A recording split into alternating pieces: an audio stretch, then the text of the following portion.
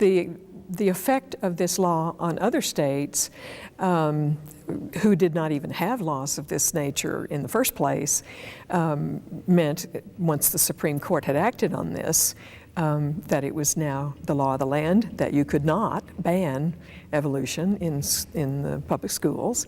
And so that probably would squelch any efforts in other states to try to introduce such laws, at least specific laws of this nature, to try to just ban the teaching of evolution.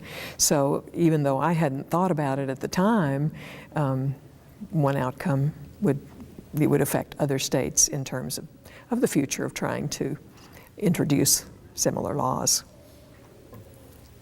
The ability of teachers at any point from that time and on into the future to be able to teach biology as it should be taught, with the complete course being offered. And so I really do consider that my case was not a case about me, about just my right to teach this. It really was a case for all the teachers in Arkansas at the time, and as it turns out, of course, for any teacher in the future, so that they could teach their subject matter without feeling that they were under threat or that they had to be guarded about what they said, that they could simply teach the subject matter, the best science that they knew how to teach.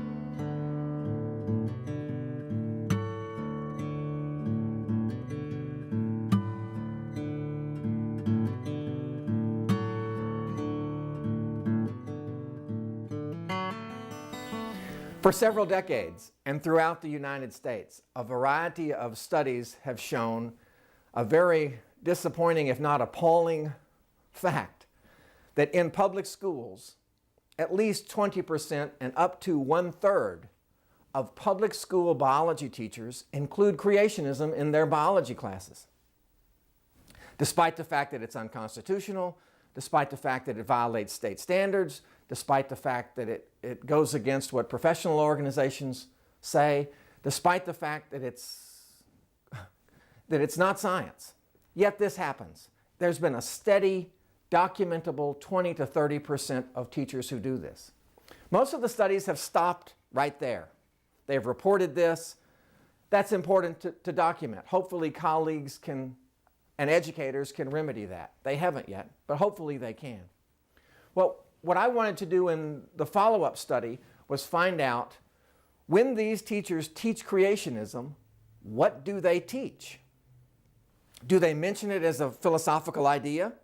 Do they say that this is not science, this is creationism, this is religion? How do they teach it? And what we found over several years of a variety of studies of students were two clear findings.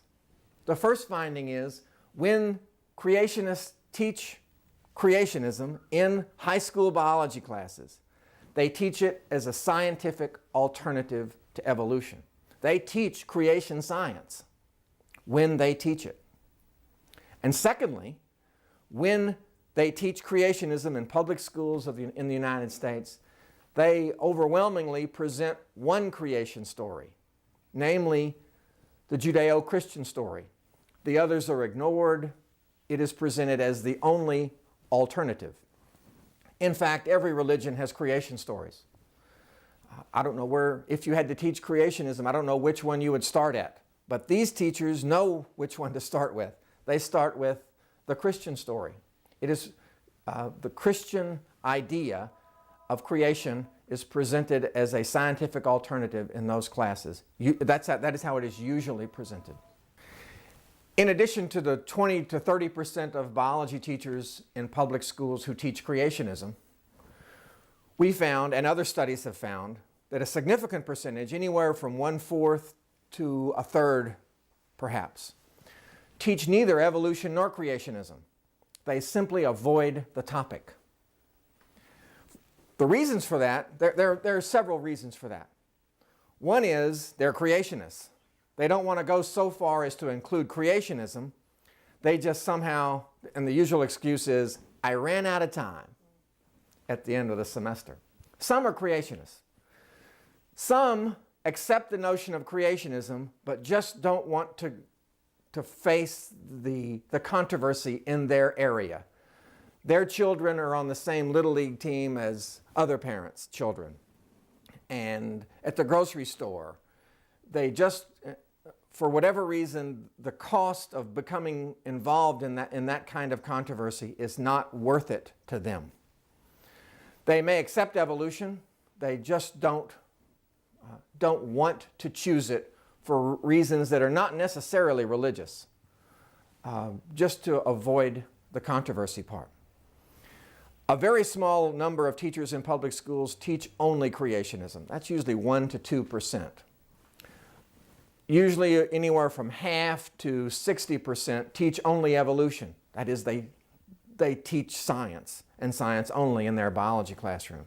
But there are a variety of others who don't teach evolution for other reasons, usually religious, but not always. The teachers who do teach creationism have a big impact on students' views. When students show up to college, if you ask them their views about evolution, you see a wide span. Many of them reject it out of hand, many of them accept it. When you ask them why they reject it, many of them are young, 5 to 10% are young earth creationists, the scientific creationist type, intelligent design advocates. When you survey that group and ask them about, what did your high school biology classroom include? They are far more likely to have had creationism in their high school biology classroom than were students who accept evolution. The students who accept evolution were likely not to have had creationism in their high school biology classroom. In other words, this 20 to 30% of high school biology teachers who include creationism in their biology course, those studies have a big impact on students. And it's a lasting impact. When they come to college, they are much more likely to reject evolution and accept creationism. Students, I think, are much more impressionable when they're 9th and 10th grade than they are when they take an introductory biology course with 300 students and they're 20 or 21 years old. Those courses have an impact. The high school biology classroom is the front line for addressing this controversy. And until biologists get involved with that, I'm not sure we're going to make much progress.